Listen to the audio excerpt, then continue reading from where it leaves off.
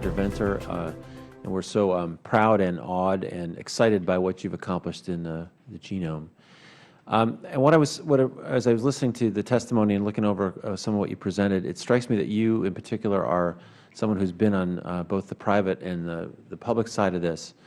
And we've been talking for the last year. The model that we followed here with NIH is that we provide a lot of funding, and much of it is competed, so that you have scientists who file these applications for grants. It's very competitive. It's peer-reviewed, and that's been the basis of a lot of our science. And what I'm inferring from this discussion is that now there's more of a private sector kind of involvement.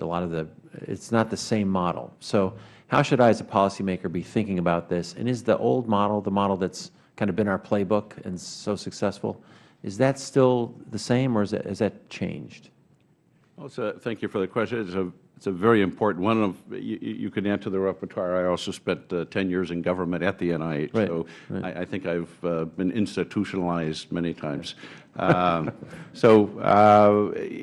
think the challenge and the risk I see with government funding, aside from, as Harold said, the decreased buying power of it, is the increased risk aversion of that funding. And I'm pleased to hear what he says about the 7-year grants. I think that's a step in the right direction. Finding a way to set aside a certain percentage of NIH funding to mandate risk is a challenge. Right. And I can tell the story about it. With a previous NIH director, they started this new award for high-risk research. And I was on the committee with other successful researchers, and the top 10 people we listed for this award were rejected because they were too risky. Too risky, right, yeah.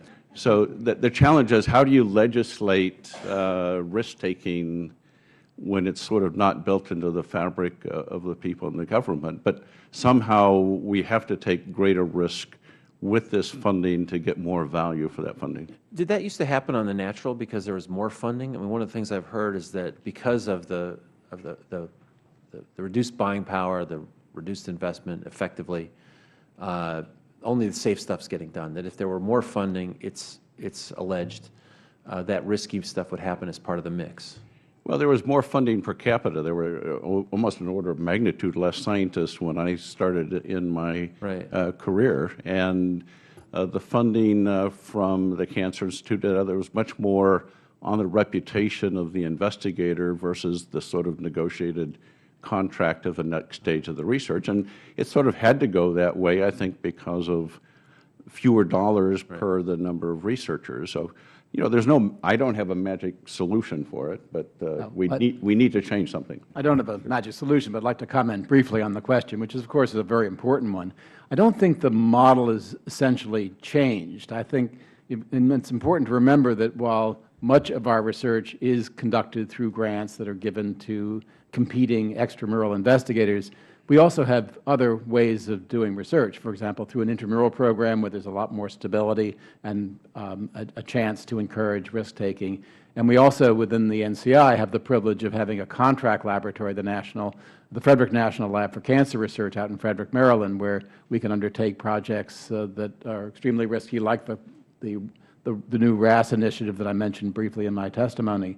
The question of how we get both investigators and reviewers to take risks is a tricky one, because everyone recognizes there's a limited pot of money, and when you have a good proposal that seems very likely to yield tangible results, everybody's focus tends to be on funding those first. And we have had to create programs like our Outstanding Investigator Award, like the so-called Pioneer and other innovation awards that are now awarded throughout the NIH to try to encourage risk. But it's not the NIH, it's the whole community that is seized with this anxiety about how to undertake funding that is most productive. Doctor? If I may just comment briefly also on the question. We together have 15 seconds. Okay. Go ahead.